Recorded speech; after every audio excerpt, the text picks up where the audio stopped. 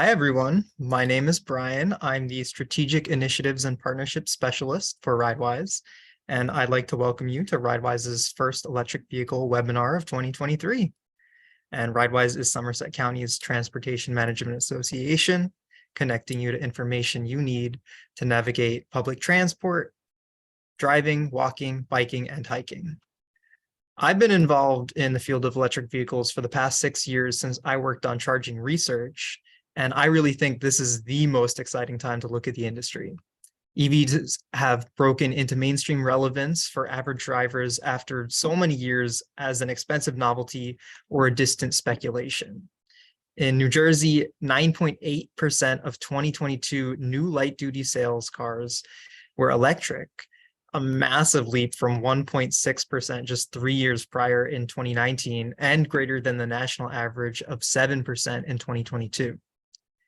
Since the last EV webinar that RideWise hosted in October 2022, Governor Murphy has also enacted legislation calling for exclusively zero-emission vehicle sales and 100% clean energy generation, both by 2035. We're well on our way to a clean electric future, but there are a lot of questions that people who aren't early adopters still have. So with that, let me introduce our first speaker, Stan from the New Jersey Electric Vehicle Association, to start busting some of those EV myths. Good morning, everyone. And it's my pleasure to be once again part of the RideWise Electric Vehicle Coalition meeting series. Again, I'm representing New Jersey Electric Vehicle Association. Our organization is actually one of the 100 chapters of National Electric Vehicle Association. We are nonprofit 501c3. The national organization was actually founded in 1967, a long time ago. The New Jersey Electric Vehicle Association was originally founded in 2008. Our mission is very straightforward. The EVA educates and advocates for the rapid adoption of electric vehicles. Our activity includes electric vehicle shows, ride and drives, presentations such as this one, monthly newsletter, partnership with transportation management associations such as RideWise, state agencies, local green teams, and we also giving testimony at public hearings to support strong electric vehicle programs. Our chapter received the award last year for being one of the most active. Please feel free to sign up for newsletter and more. Next slide, please. So we'll start with the first most probably critical myth that electric vehicles catch fire more often than gas cars. Next slide. So let's put it into the context. The facts are that there are about 250 million cars in the United States. The numbers are going down and up. Lately, they're on the upward swing. About 6 million car accidents per year. And out of those, give or take about 200,000 car accidents that involve fire each year. And most of these fires are not even reported by media. They don't catch any attention because they are just too much routine, only when there is something special. So you guessed it, when electric vehicle catches fire, media will be right there to report on that. But in the table, what you can see, the reality is actually quite different. The number one most common vehicle that catches fire is actually a hybrid vehicle. Per 100,000 sales, there are almost 3,500 fires.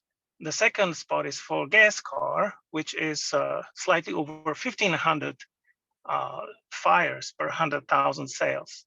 And electric vehicle is only about 25. So this is substantially smaller number. And most of these fires are related to fuel, right?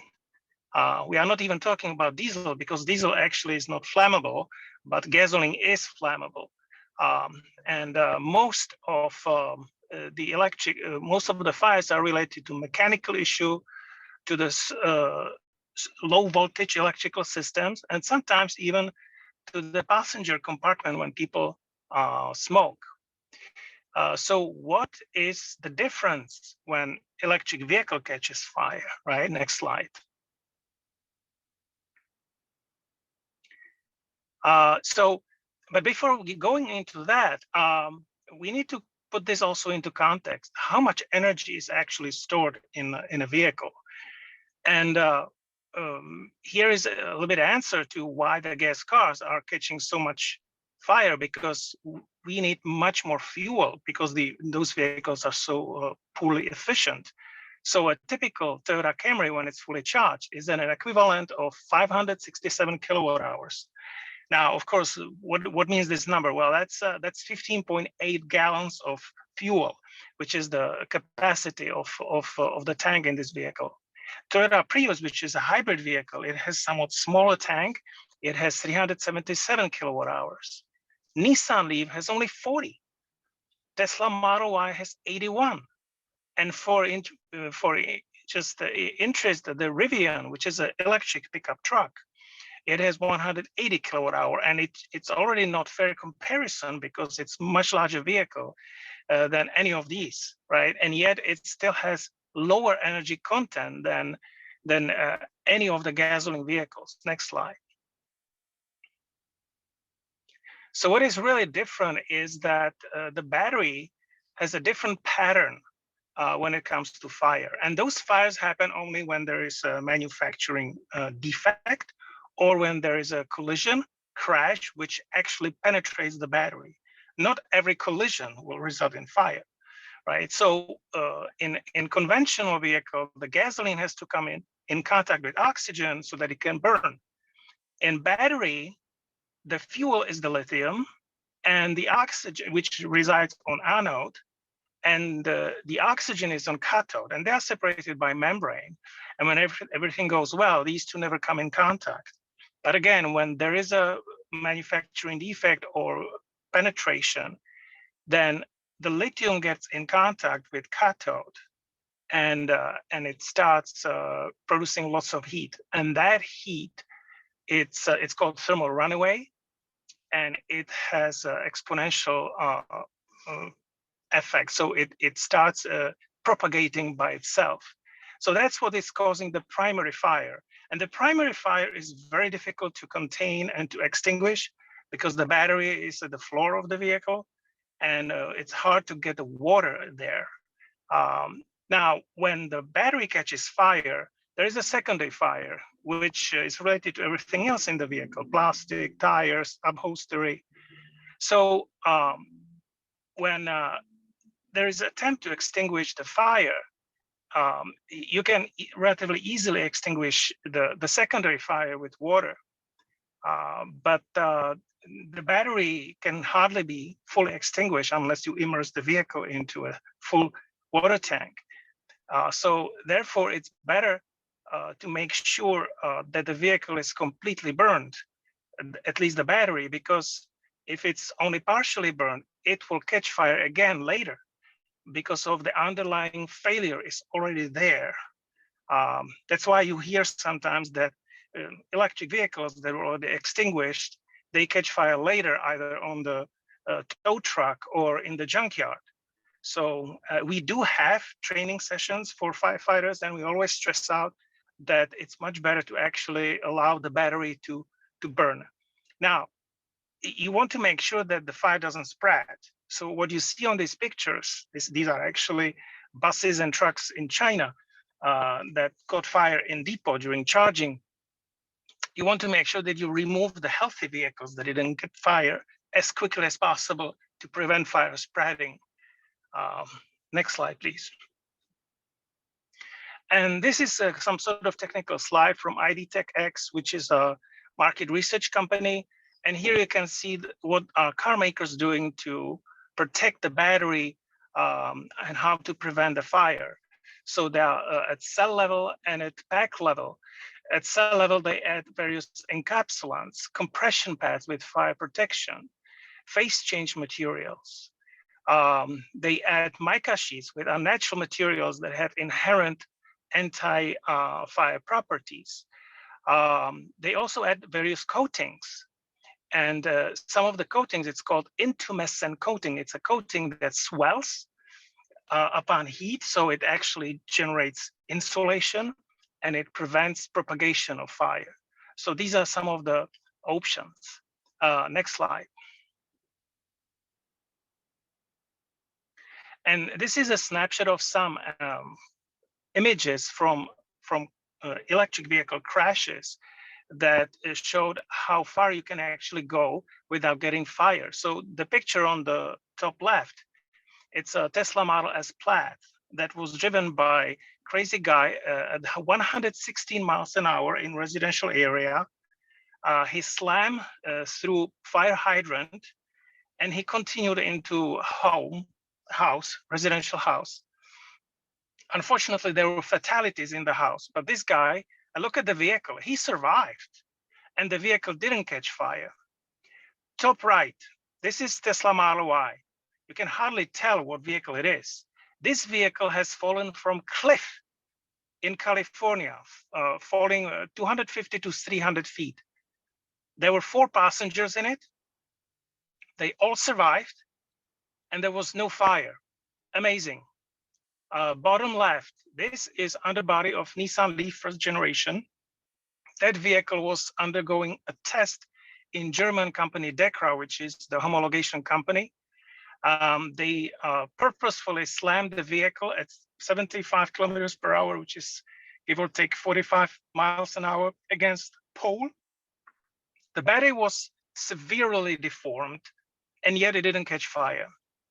Bottom right, collision of Tesla Model 3 with Prius in residential area. You see the vehicle is totaled. The front is completely damaged. The cabin is not entirely collapsed. The passengers walked away by themselves from the crash and no fire. So electric vehicles are safe. Next slide. Now I'll go into next myth, that electric vehicles don't help global climate change, that it's all just a wash, right? Next slide. So what is the lifetime emission of electric vehicles versus internal combustion engine vehicle? Well, the total greenhouse emissions of electric vehicle are about 3 times lower than comparable gas car. And the grid is actually getting cleaner as we speak. Most of the claims that electric vehicles are polluting are related to the fact that we generate power from coal power plants. Well, that's no longer true. During the last 2 administrations, Obama and even Trump, a record number of coal power plants were closed simply because they just didn't make financial sense. And that inherently cleaned up the grid. So all the electric vehicles, they become cleaner. But you cannot say the same about gas cars because all gas cars, they only get dirtier, right? And when people say, I will run my gas car down and then until it dies, then I'll get EV. Well, that actually doesn't help in greenhouse gas curbing because what they don't realize that every time they gas up, they always add new gas, right? So the car is old, there is no more emissions from production, but there is always emissions from the new gas being burned. In the next slide, I'll introduce you to a presentation that was given by Jaracz Kelly. He's a principal researcher at Argonne National Laboratory. And this lab developed a highly sophisticated model to measure these emissions. These are called the GREAT model, greenhouse gas, regulated emissions, and energy use and technologies. And this model really takes in account oil extraction, transportation to refinery, refining, as well as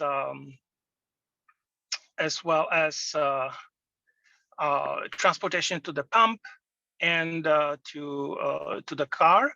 They also look into the carbon emissions coming from the materials building to build those cars, the batteries, recycling and scraping. Next slide, please.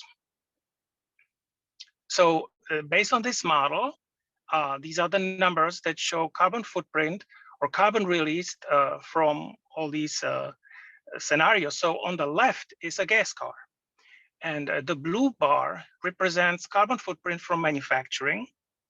The yellow represents carbon footprint for making the battery, the lithium-ion battery.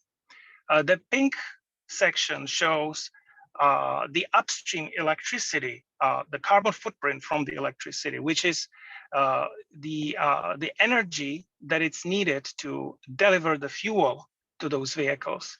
And the dark red, what it represents is the tailpipe emission, and only the gas car has it. So as you can see, next to this bar is carbon footprint of electric vehicle that has comparable size, comparable specs and power to the gas car on average US grid. And it's substantially, it's like 3 times lower, right? Now you can look into how it depends when you have different source of energy. So even from coal, that carbon footprint is lower. Natural gas is better. And if you have renewable energy, obviously that is 0. And the last 4 bars represent regions. So on the left, the upper Midwest, these are states like Dakotas. They have a little bit more of the coal remaining in the grid. Then Texas, California, and Northeast, this is our region, has the lowest carbon in the grid. So that really shows that in our region, it makes even more sense to go electric. So that's all for my part. And on the next slide will be Andi. Go ahead.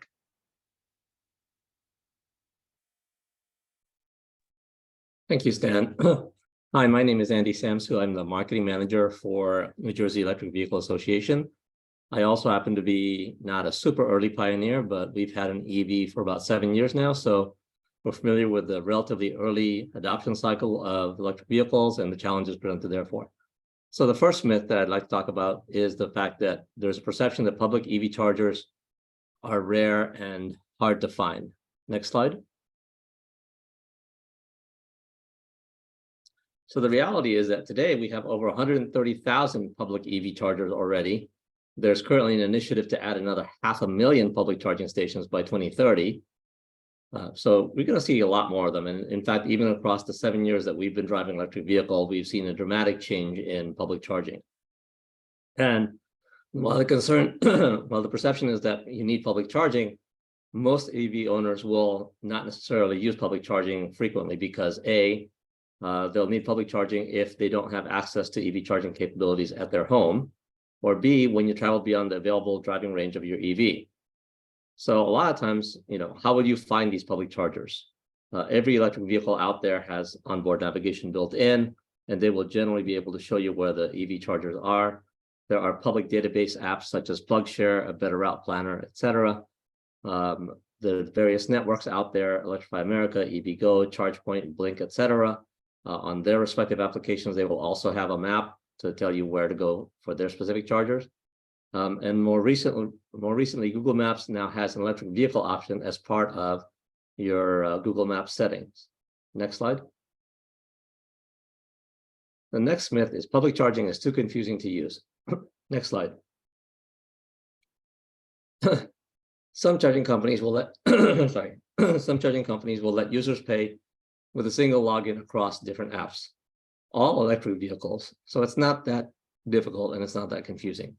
All electric vehicles, including Tesla with the appropriate adapter, will use a standardized connector called the J1772 or the J connector for level 1 and level 2 charging, which is 120 and 240 volts, which is what you'll find in the residential and some of the slower public charging. DCFC, which is direct current fast charge. Public charging stations support a standard called CCS, which is used by most new EVs, or CHAdeMO, which is only used on the Japanese EVs, and that's slowly phasing out. The other thing that's also changing is that there's progress toward an NACS, which is the Tesla supercharger plug, becoming the new standard. Recently, Ford, GM, and Rivian announced that they will be adding NACS to their product mix, and that covers about 80% of the market share. Next slide. Adding EV charging to my home is difficult and expensive, which is another myth. Next slide. So home charging is where most EV drivers will be doing their charging. Most homes currently today, a lot of the vehicles, when you buy them, will come with a level 1 charging box, which uses a standard 3-prong grounded 120 volt outlet. While that's pretty much available to everybody, it is slow. It will only add back about 3 to 5 miles of driving range for every hour the car is plugged into the outlet. But again, that's the most commonly available outlet out there today. You can hire we suggest you hire a licensed electrician to install a 240 volt level 2 charger in a home, because it will add back somewhere between 20 to 30 miles of driving range for every hour it's plugged in, which will essentially mean that you will basically fully charge your vehicle, even if it's almost empty, within 4 to 8 hours for the majority of the vehicles on the road today. So typically every morning, our car is fully charged and ready to go. Next slide.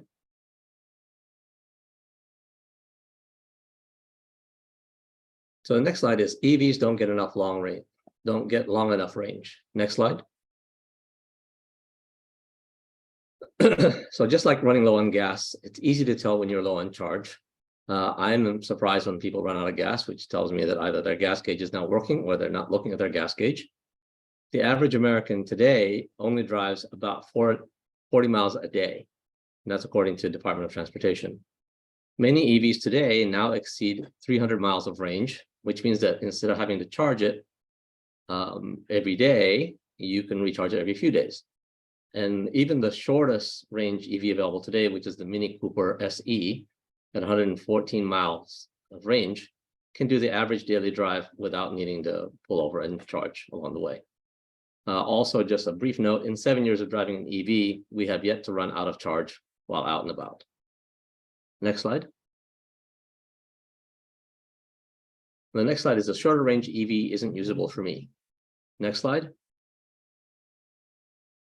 So short range EVs, the way I look at it, and we've had our very first one was a fairly short range EV. You can consider it, I would look at them as your primary mode of transportation, which is the vehicle that you use for your day-to-day running around, if it's not your only car. Most short range EVs are still capable for almost all short trips. And then on the occasion that you do need to go on a longer trip, it's relatively easy for you to rent another vehicle, and it's cheaper than keeping a second vehicle that's rarely used, sitting idle in your driveway and on your insurance policy. Next slide. So our first EV had an 80-mile range, which is a 2016 BMW i3. That particular car, the daily commute to the train station was never an issue. What we discovered to be the bigger issue was the weekend errands with the children. And that was primarily due to the fact that because it had an 80-mile battery, each of these errands would typically take me out and back 10 to 15 miles. I would come back to the house. I'd have an hour downtime. But because we did not have a level 2 charger, and we were only recouping 3 to 5 miles of range, each particular time I ran that errand, I would still be down somewhere between 7 to 12 miles. And after a couple of these errands, I would use up a lot of battery. Now that would have been alleviated if we had simply gone out and installed a level 2 charger, because that would put back 20 to 30 miles of range and thus make it much more usable. Right now, our current vehicle, with the times that we do run around and come back in and out, the level 2 charger basically means that it is very rare that the car leaves the house and it's not fully charged. Next slide. EVs add too much travel time for charging stops. Next slide. Well, longer EV trips, all road trips will need stops anyway, and EVs don't need excessive time to charge. I typically get out of the car at least every 2 hours. One of the reasons being that my doctor suggests that. At DC fast chargers, you can go anywhere from 10 to 80% in under an hour. Some of the newer cars will do that in less than 20 minutes. And you don't need to charge fully at every single stop that you come across. In fact, a lot of times when you look at the current generation EVs, the routing suggestion would be typically for you not to kind of do what you typically do with a gas vehicle where you let it run all the way down, but rather that you make more frequent stops that are shorter. Cross-country trips are doable with route planning and tech help. You can incorporate charging into rest stops, bathroom, and meal breaks.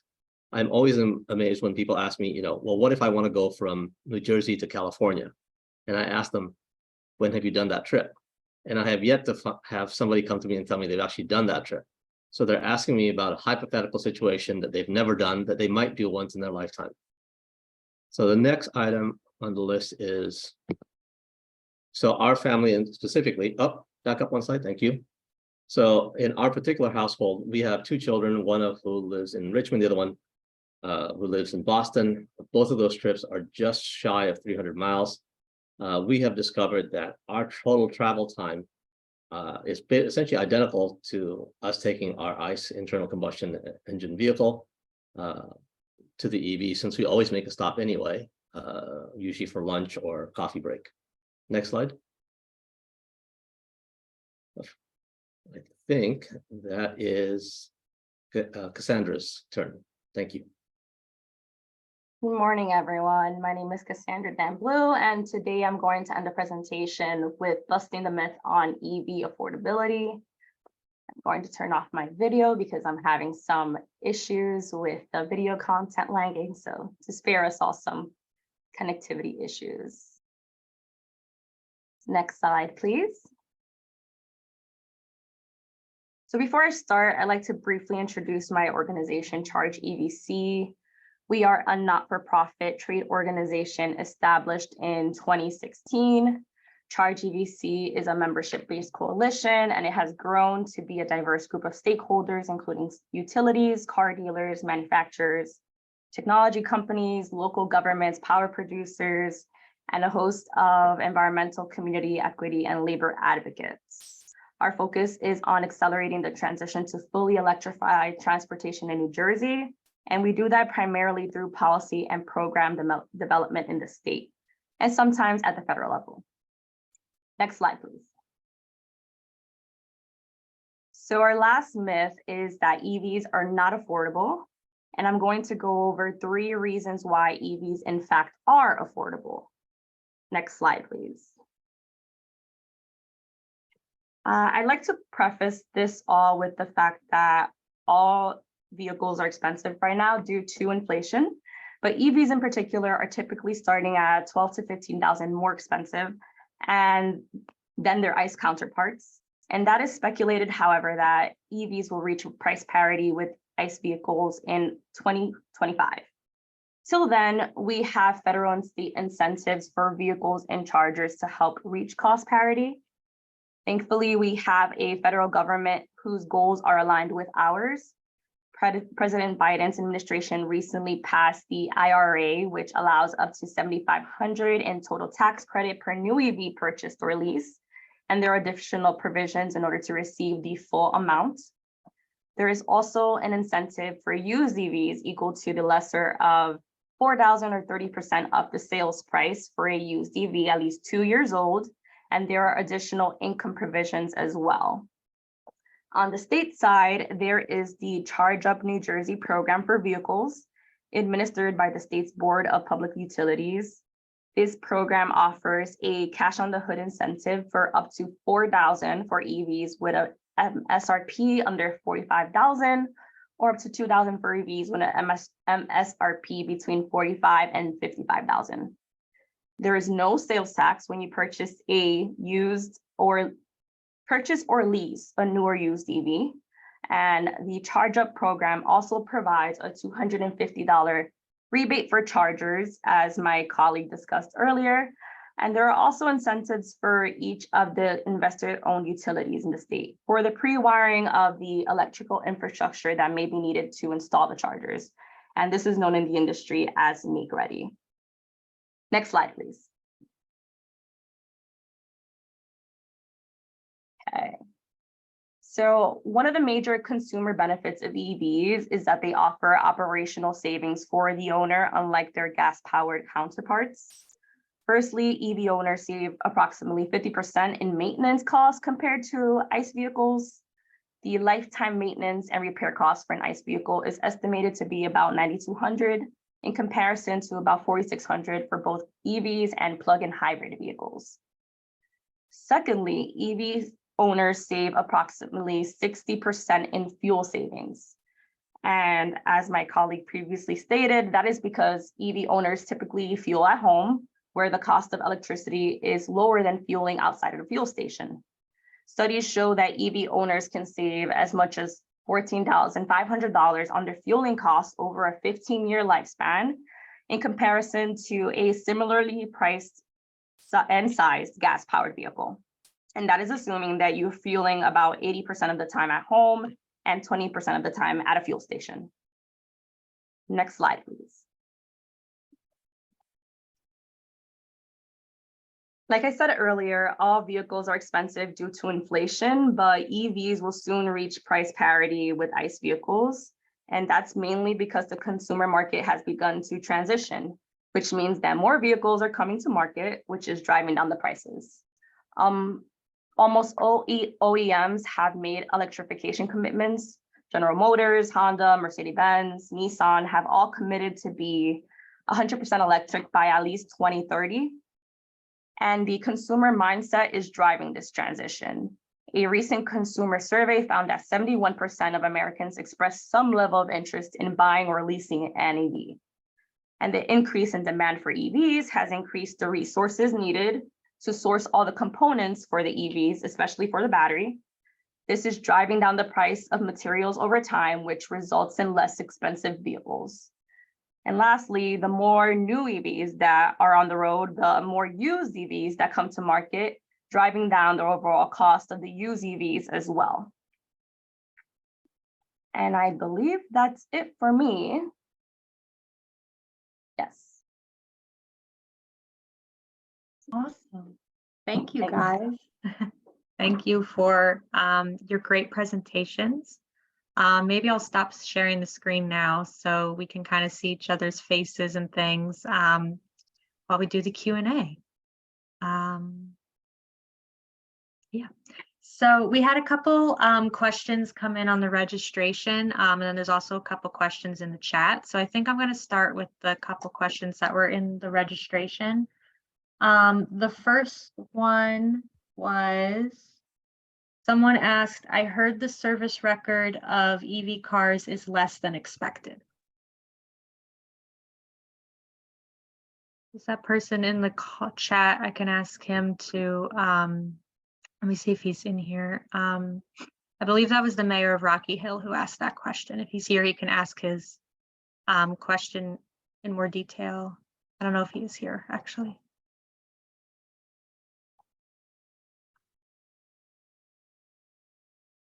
Do any of our speakers want to address that question? I know we don't. I'm trying to figure. This is Stan.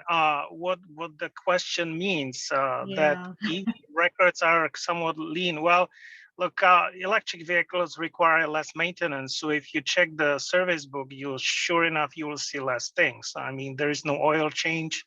We don't typically change braking pads because the braking is regenerative. I recently changed cabin air filter.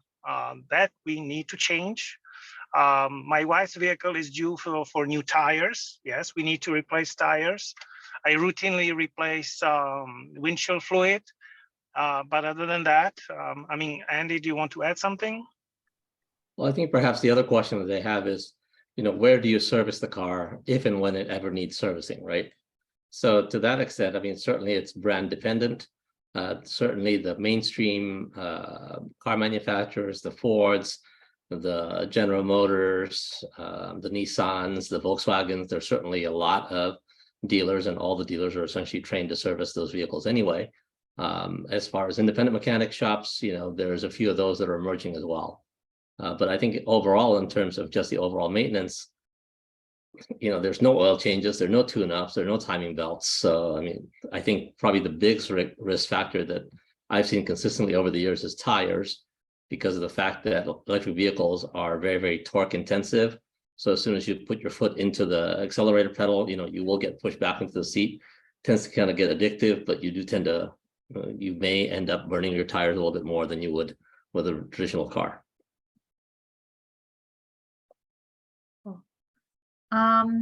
I know we have a couple people on the call who are board members of Canal Walk Condominium Association in Franklin.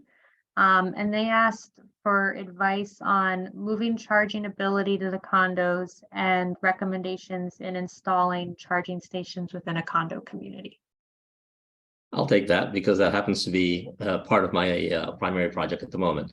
I think the way we approach it with a lot of the associations and apartment buildings is it's a function of, do you have residents that are asking for it? And pretty much it's just a matter of not if, but it's a function of when more and more of your residents will ask for that. So typically what we would do is we would come in, do a site survey, take a look at what your available parking spots are. I mean, if your association, some associations have a mix of garage units versus common area parking. So we try to find, where the most of the units will be, if there are any parking stalls that are a little bit less frequently used. Also, we need to take into consideration where's the available power coming to that charging station. And last but not least, it's a function of, how does your association want to do that?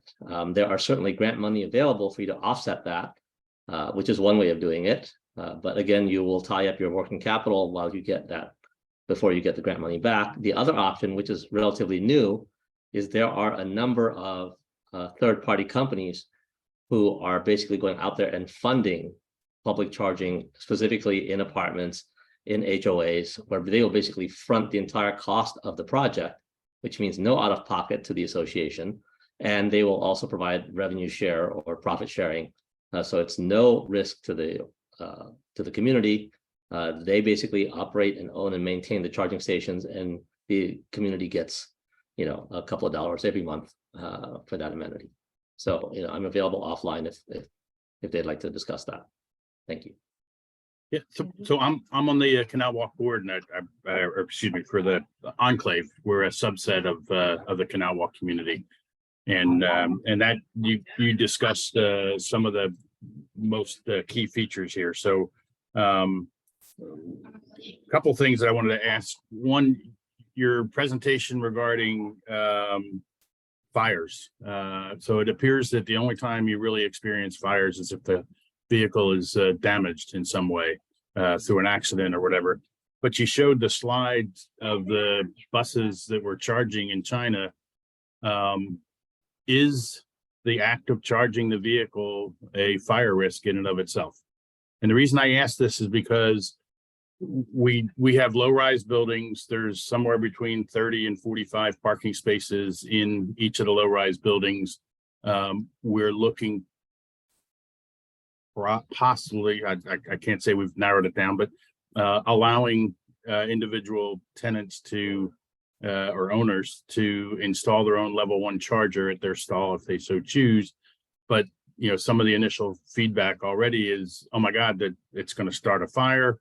And of course, once that fire starts in the garage, the risk to the entire building obviously is great.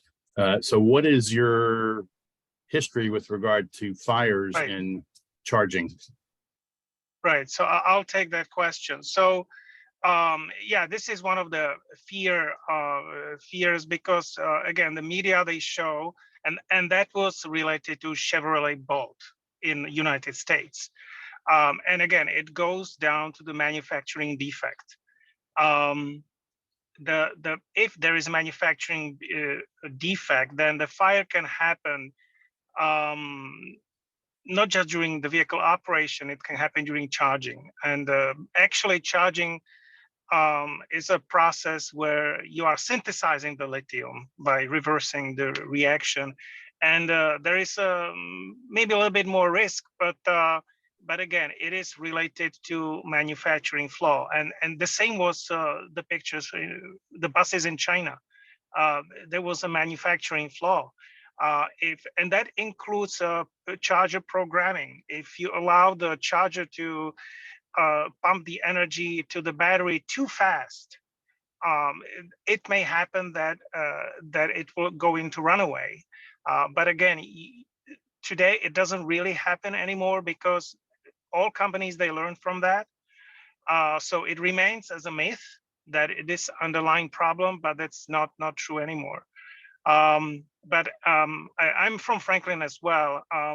And congratulations on your community on deciding to put solar canopies in your parking lot. And actually to put the charging station under the canopy is the best location because these chargers can be shared. In garage charging, I'm charging two vehicles and I have them in a garage, and go figure, both of them are Chevy Bolts.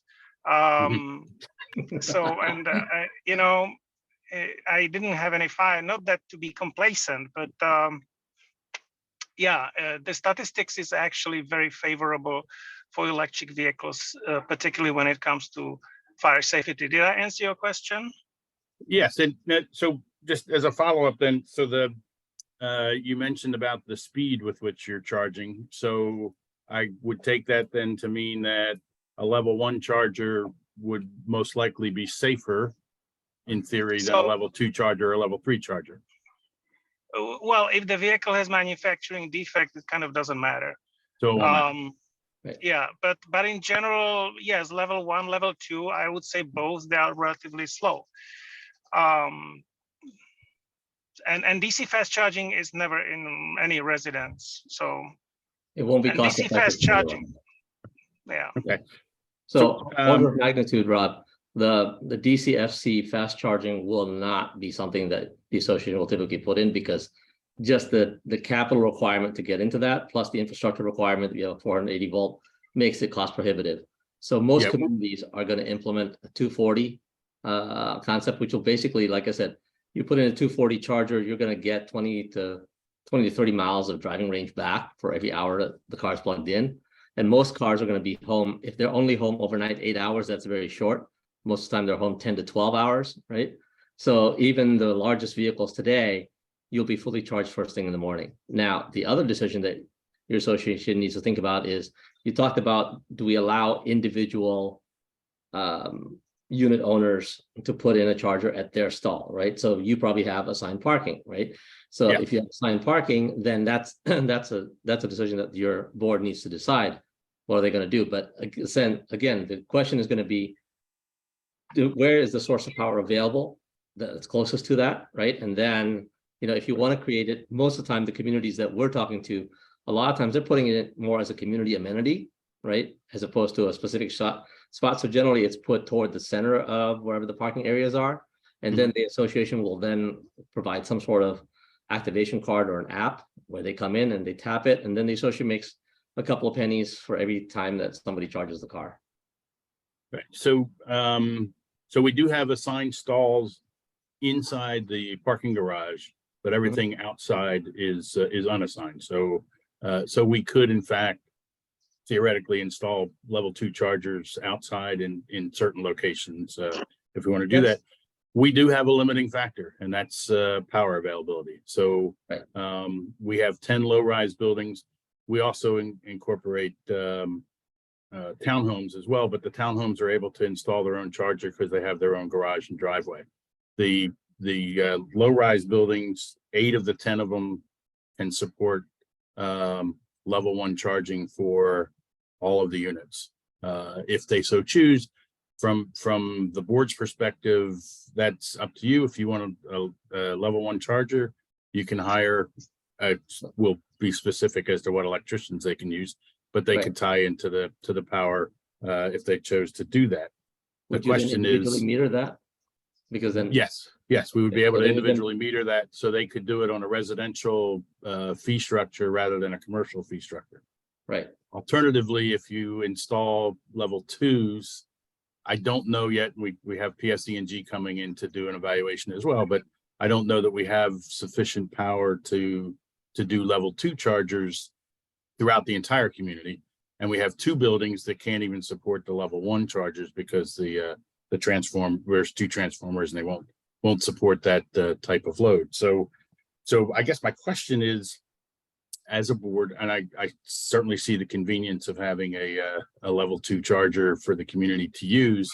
But is it an awful lot of effort and expense when in fact there's public charging stations that are growing by leaps and bounds in the area? So just kind of from an overall point of view. The good news is that there are incentives available through the utility company, and in your case, PSE&G, which will basically pick up the cost of whatever, what's the word, I guess, street level upgrade needs to occur, additional transformers, additional power, so on and so forth, right? So that's generally not usually a mitigating factor, as long as that's a decision that you guys have decided you want to do that. The other thing is, if you're going to do it, I would probably suggest that you go, especially for the individually metered units that are at their assigned parking spots, that they go with a level 2 charger, because A, the incentive money individually is there, number one. Number two, they'll also, depending upon the specific box that they install, will be able to avail themselves of a time of use rate discount, which will give them a couple of more pennies. Right. So that's not an option. So level 2 is we don't have the power availability in any of the buildings to support level 2 chargers at every parking space. And the fire marshal has already spoken. He has spoken. Level 1s PSE&G has are not. okay. Yeah, level PSE&G is 1s not are willing to okay in upgrade. the garage, but level 2s are not. So Okay, well, why don't we do this? I'm going to put my contact info in the chat box. If you could give me yours, let's talk offline and discuss that a little bit more. okay, absolutely. Yeah, the other thing that you mentioned was the grant money being available in for something like that as well. So we can, if you can provide some of that information to me as well, that would be great. Sure. Thanks, My Rob. contact info is in the chat. Thanks, Rob, for your questions. And yeah, we'll also be providing the contact info for all our speakers when we do our follow-up email. I'm going to go to some of the questions in the chat. This might have actually just already been covered, but maybe if Kassandra wants to answer this question a little more, because she was talking about affordability and some incentives and things. Angelina asked, how much is a level 2 charger and what's the cost of installation?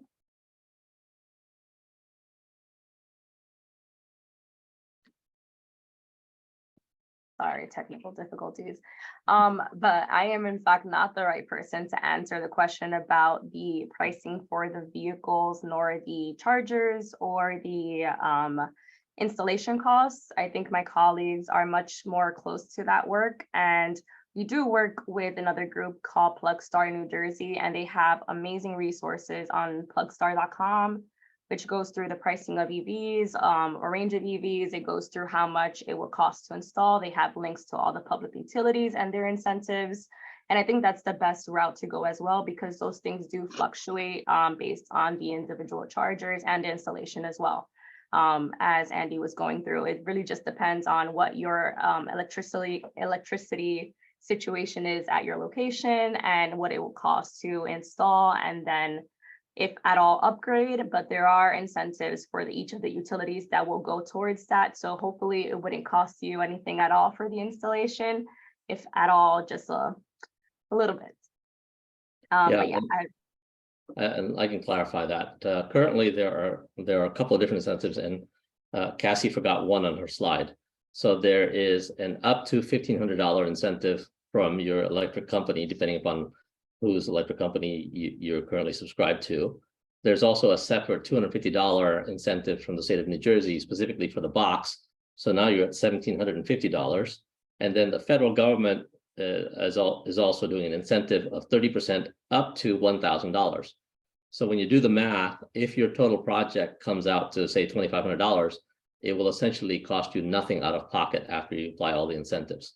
Now, as to the specific cost, that will vary. Primarily, it's a function of where is your electrical panel and where do you want to put the charger, because the biggest component is going to be the wiring and the labor.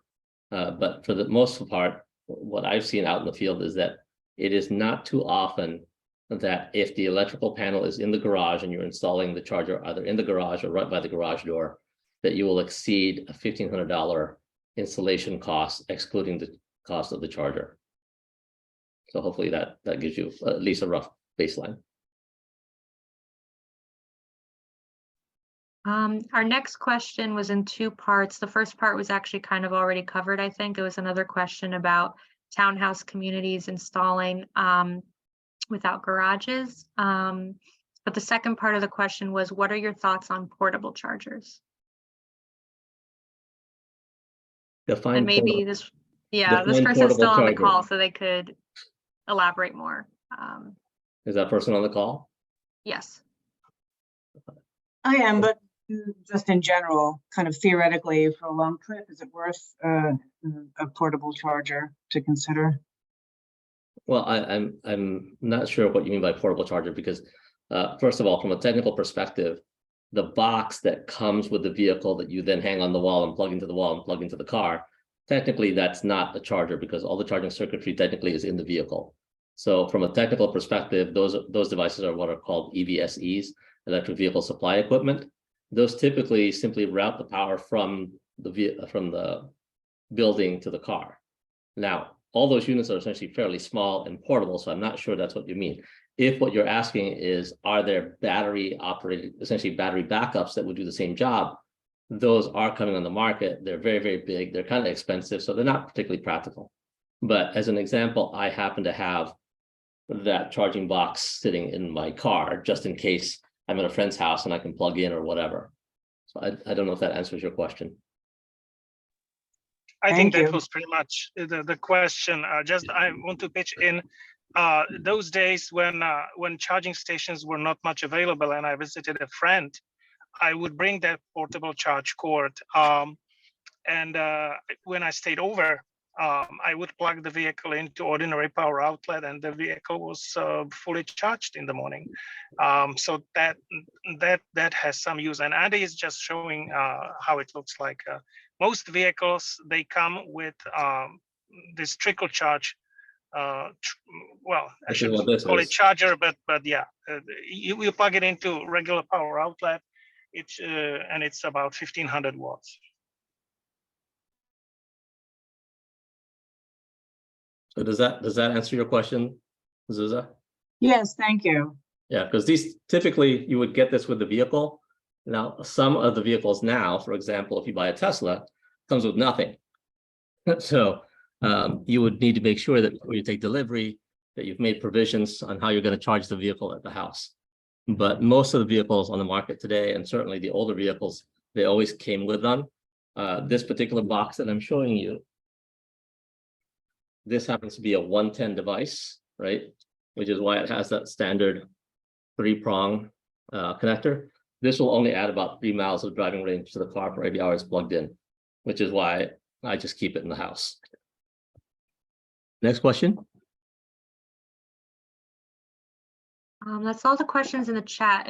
Does anyone else have any questions? Feel free to unmute yourself and ask.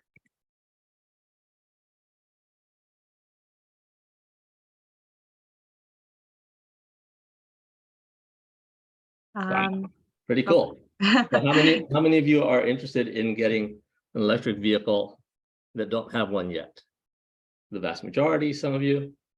Like I said, I think the biggest concern that we find, and by the way, NJEVA, which Stan and I are part of, we conduct a bunch of ride and drives. I don't know how many of you are from North Jersey area, but we will be doing an EV event July 15 up in Gloucester. And if you send me your email, I'll make sure we send you a reminder on that. You can actually get to see the cars. I think for most owners, the range anxiety was probably the single biggest issue. And I can tell you that back in 2016, when we got our first one, it was an 80-mile car.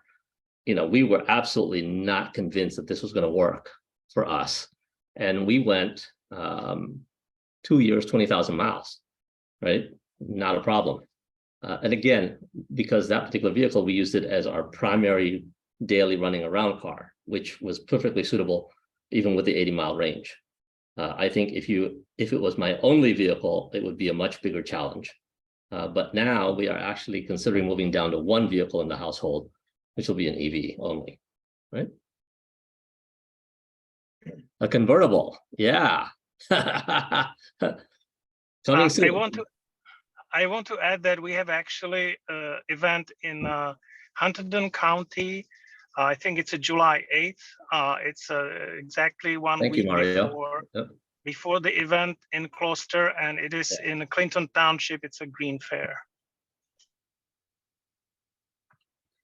I just want to say hi, everybody. Thank you. I'm a new EV owner, thanks in part or to a lot of people on this call, Stan and Andy and my friends at RideWise and former colleagues at RideWise. And, you know, many of you. Congratulations.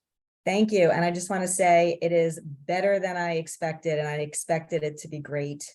And it's super easy, and you know, you would never even think of going back. So this was all great information. Thanks for sharing, and I look forward to seeing you at some of the upcoming EV events.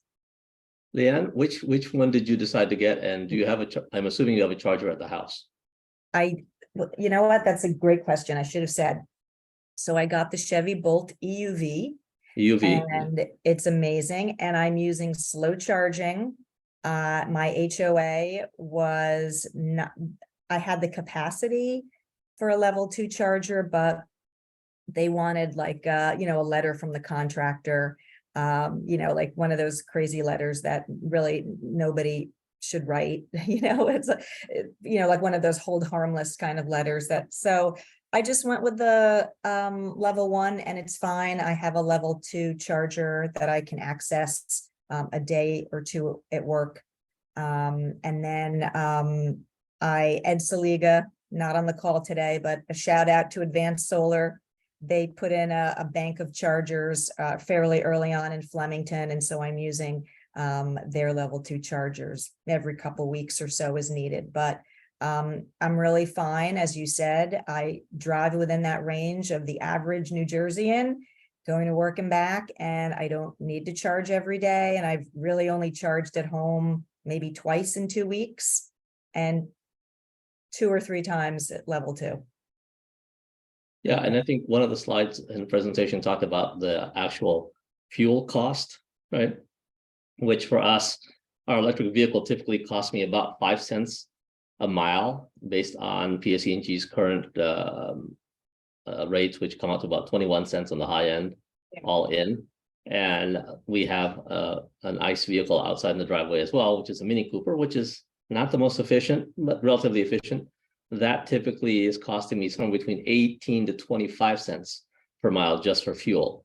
And then when you throw in the fact that I'm about ready to go and pay for an oil change, and probably in the next 20,000 miles, I'll need to do some more other major maintenance.